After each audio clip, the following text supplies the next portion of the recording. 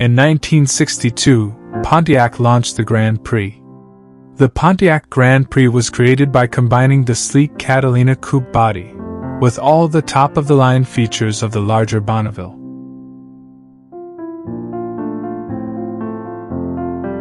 It was named after the prestigious World Championship racing, symbolizing a great prize. With a wheelbase of 120 inches, length of 212 inches, and weighing in at 3,800 pounds, this car had its own unique style and presence. Standard features included vinyl bucket seats, center console, tack, and plush nylon blend loop carpet. It also boasted a powerful dual exhaust system and a lightning-fast 342 acceleration rear end.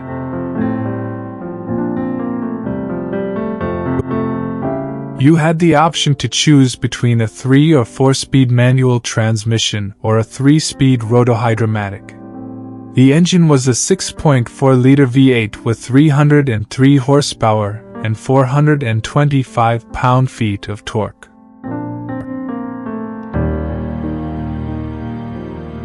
Or you could get a tri-power version with 3 2-barrels and 318 or 348 horsepower and 430 pound-feet of torque. A standard model could go from 0 to 60 in just over 7 seconds, and complete the quarter mile in the mid-15ths, at a speed of 125 miles an hour. A high-output tri-power could go from 0 to 60 in under 6 seconds, complete the quarter mile in the mid-14ths, and reach a speed of 145 miles an hour. Other options included Pontiac's unique performance aluminum drum brake, measuring 11 inches and 8 lug steel wheels combination.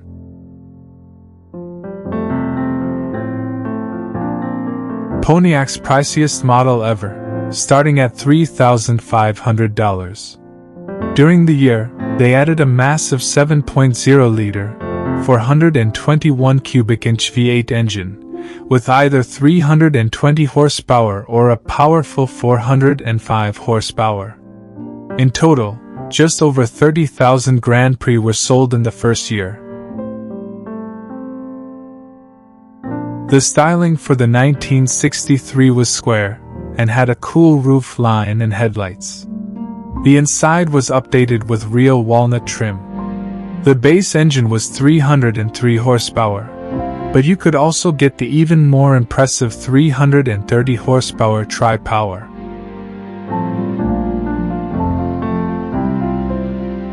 If you wanted even more power, there were different versions of the 421 available, ranging from 320 horsepower to a high-output 370 horsepower with 460 pound-feet of torque. The high-output 421 Grand Prix was super fast, going from 0 to 60 in under 14 seconds. And guess what? They sold over 70,000 of these awesome cars. In 1964, the car models didn't change much, but they did make some small adjustments to the appearance. The Borg-Warner 4-speed transmission was replaced with either a wide ratio or close ratio Muncie. Sales were lower than before, with less than 65,000 units sold. This was partly because of the new GTO model, but the high-powered 421 Grand Prix was still noticeably faster and quicker. Bigger and heavier models came out in 1965. The wheelbase was longer by an inch, the length increased by 2 inches, and the weight went up to 4,500 pounds. The starting price remained at $3,500, but sales dropped to under 60,000.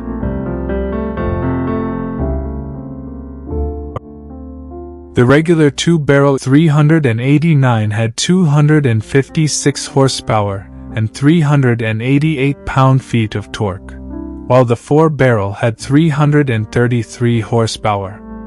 The 389 tri-power had 338 horsepower and 433 pound-feet of torque, while the 421 four-barrel had 338 horsepower and 459 pound-feet of torque.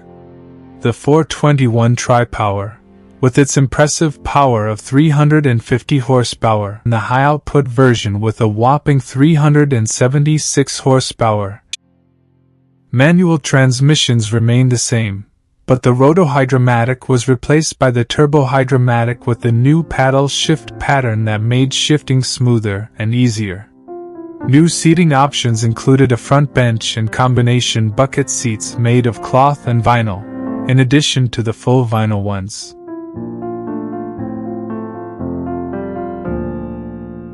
The 1966 models were given a Prussian-style makeover, both inside and out, with new instruments and the option for full cloth seats.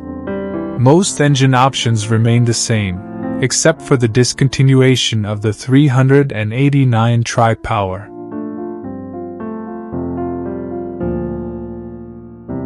In 1967, a more distinct front-end design was introduced, featuring hidden horizontal headlights, while other standard Pontiacs still had vertical lights. GM banned multiple carburetors that year, but they made engines with bigger valves instead. They replaced the 389 with a 6.6-liter 400 and the 421 with a 7-liter. The base 400 had 350 horsepower, and the 428 came in versions with either 360 or 376 horsepower. They made dual master cylinders standard, and offered front disc brakes as an option. For just 1 year, they even made a convertible version of the Grand Prix, but they only made less than 6,000 of them.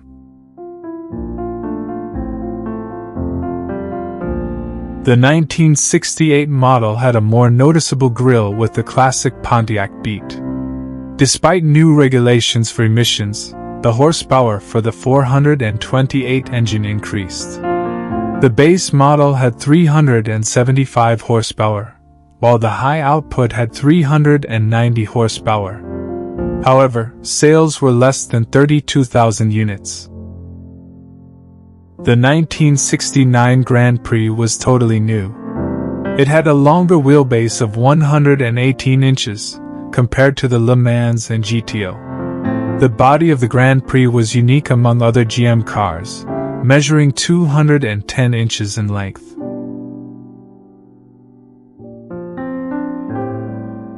Some cool features included pop-out door handles, and a radio antenna integrated into the windshield. The base model was called J, while the sporty version was called SJ, taking inspiration from Weissenberg. The smaller car still offered the powerful 400 and 428 engines, with the 400 producing 265 horsepower, and the 428 ranging from 370 to 390 horsepower. New options came with leather seats and a defroster for the rear window. It might not be the fastest or most expensive Pontiac anymore, but it's still right up there. The top versions could do the quarter mile in around 14 seconds, which is only half a second slower than the quickest GTO. And guess what? Sales had gone up to over 110,000.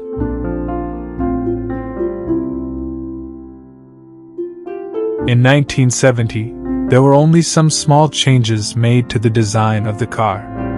They replaced the 428 engine with a 455 engine, which had more power of 370 horsepower and 500 pound-feet of torque.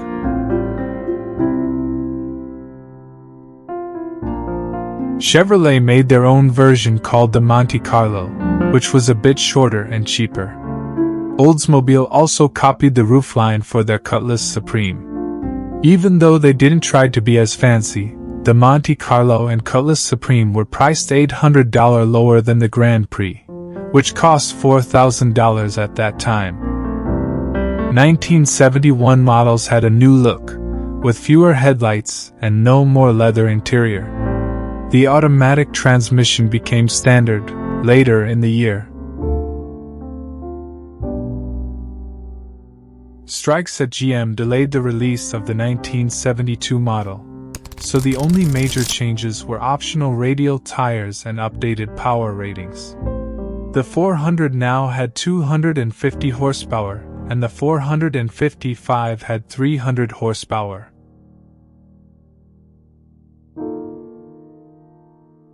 The 1973 models had longer bodies and slightly shorter wheelbases, but they were also heavier by 150 pounds.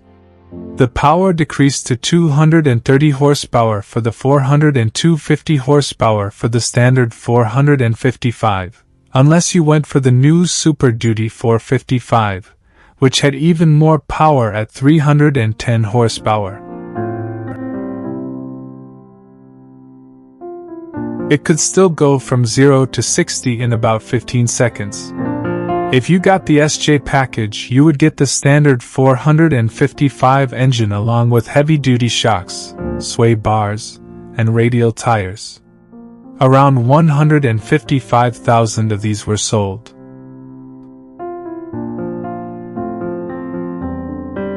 In 1974, there were some slight changes to the styling, including bigger bumpers, that added another 100 pounds to the weight. Sadly, they stopped offering the Super Duty option, so the fastest SJ models could now go from 0 to 60 in over 16 seconds. In 1975, they made radial tires standard and added a better version of the LJ model. Even though they added catalytic converters and lost dual exhaust, it meant less power once again, with the 400 having 180 horsepower and the 455 having 200 horsepower. They also introduced a two-barrel 400 with 170 horsepower. The base Model J sold around 65,000 units, with almost 15,000 sales for the luxury LJ and just under 7,200 sales for the sporty SJ.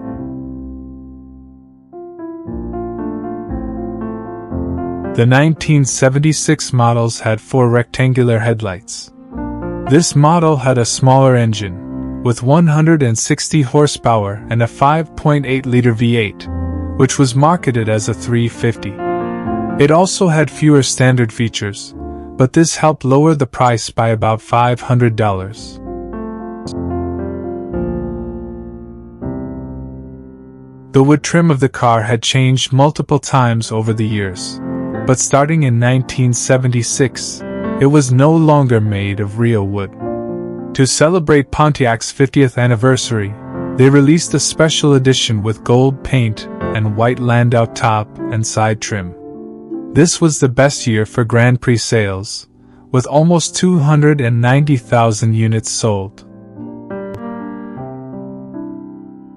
In 1977, there were some cool changes made to the cars. They made the headlights look even better by adding some extra lights in between. They also changed up the engines a bit. They added a new one with 135 horsepower, which was pretty impressive. But they got rid of the old ones and replaced them with different ones in California because of some strict rules there. So overall, it was a pretty interesting year for. In 1978, the Grand Prix got smaller. The wheelbase went down to 108 inches, the length decreased to 201 inches, and it weighed around 3,200 pounds. Instead of the usual V8 engine, the standard engine for this model was a Buick 3.8-liter V6 with 105 horsepower. However, you could also choose the optional 5.0-liter V8 with either 135 or 150 horsepower. A 4-speed manual was brought back as an option in 1979, but it didn't sell well, so it wasn't offered in 1980.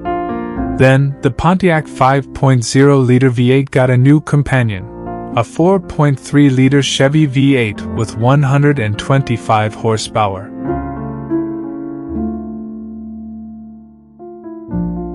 The styling was refreshed in 1981, and the SJ was replaced with the Brown. Oldsmobile added their 5.7-liter diesel V8 to the options list, giving it 105 horsepower and 205 pound-feet of torque.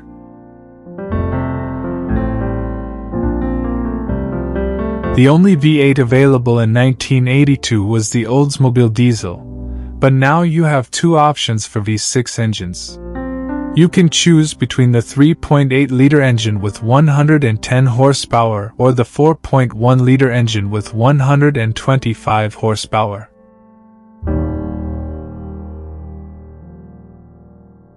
In 1983, the 6 engine was no longer offered, but the Chevy 305 V8 made a comeback with 150 horsepower and 240 pound-feet of torque. In 1984, the LJ model was renamed to LE, and a 4-speed automatic transmission became available. By this time, sales had dropped below $80,000 and continued to decline, while the starting price increased to over $9,000.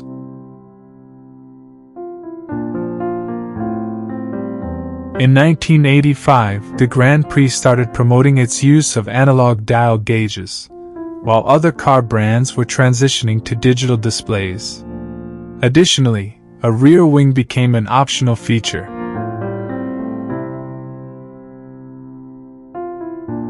The 2+2 Aero package was made in 1986 to give NASCAR drivers an advantage. It had special wheels and a rear end with lower gears for better acceleration. However, the 2+2 was stopped in 1987, with less than 1,200 made. The 1988 Grand Prix switched to front-wheel drive. It had a wheelbase of less than 108 inches, and a total length of about 194 inches. It weighed around 3,100 pounds. There were 3 different packages available: Base, LE, and SE.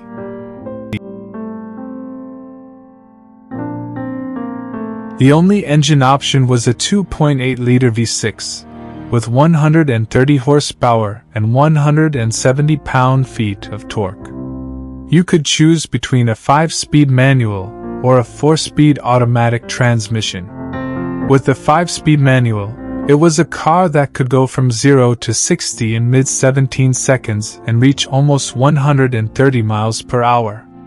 The price for this car was over $12,000, but it was chosen as the car of the year.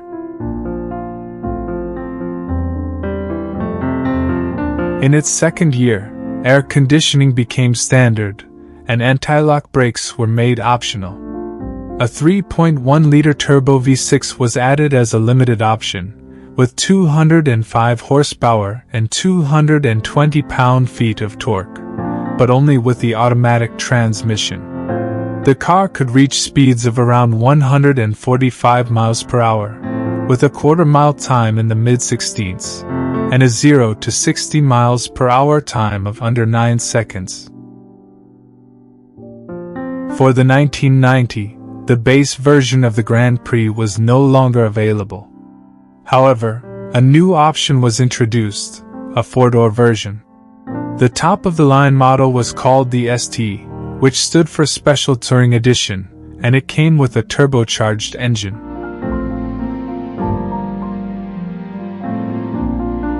The standard engine for this year was an Oldsmobile 2.3-liter quad-4, producing 160 horsepower and 155 pound-feet of torque. It was paired with a 3-speed automatic transmission. The 2.8-liter engine was replaced by a non-turbo version of the 3.1-liter V6, with 135 horsepower and 180 pound-feet of torque. The turbo version was replaced by the GTP the next year, which had a 3.4-liter dual overhead cam V6, with 200 to 210 horsepower and 215 pound-feet of torque. With the 5-speed, it could reach mid-15 seconds speed, and go over 150 miles an hour. In 1992, the Quad 4 engine was removed and a special edition called the Richard Petty Special Edition was introduced. The 1994 coupes received a small makeover with the addition of dual airbags. There were 3 different packages available: SC, GT, and GTP. The 3.1-liter engine now had 160 horsepower, and sales for this generation reached just under 150,000 units.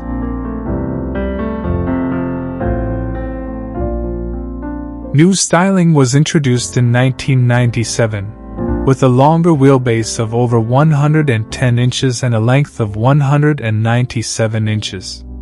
The weight also increased to 3,400 pounds. The previous 3.4-liter dual overhead Chem V6 engine was replaced by the second-generation Buick 3.8-liter overhead valve V6, which had either 195 horsepower or a more powerful supercharged version with 240 horsepower. The supercharged GT Coupe could reach speeds of around mid-7 seconds for a 0 to 60 miles per hour acceleration. In 1998, there were only 1,500 cars produced.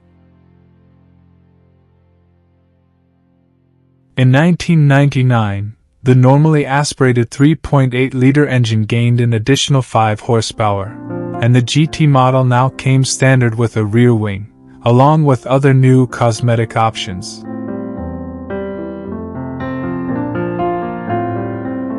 A year later, the base 3.1-liter engine had more power with 175 horsepower and 195 pound-feet of torque, and there was a special edition for the Daytona 500 pace car.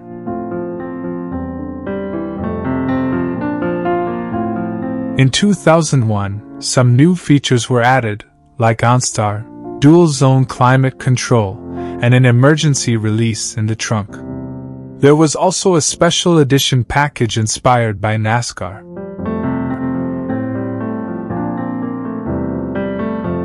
The year 2002 brought a special edition to celebrate the 40th anniversary of the model. It had a lower suspension, better brakes, upgraded wheels and tires, improved exhausts, and an enhanced air intake system.